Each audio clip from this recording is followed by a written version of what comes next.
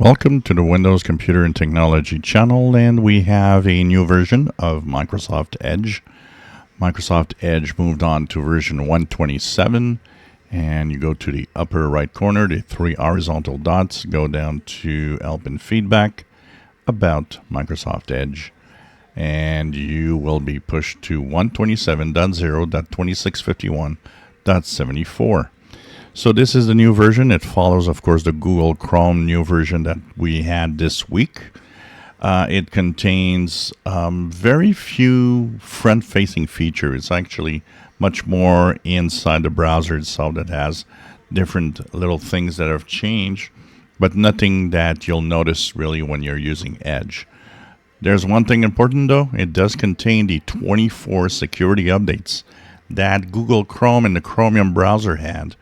Most of them were high severity, so it's very important to update your Edge browser mostly for that reason and go and move on to version 127.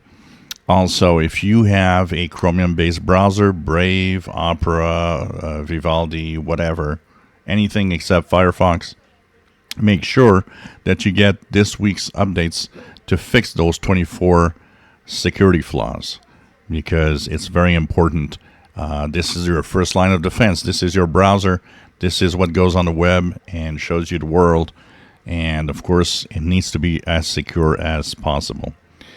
One last bit of information. This is the last, well, not the last, next version of Edge 128, which will be in the month of August, is the last browser that will work on computers that don't have SSE3 instructions on the CPU.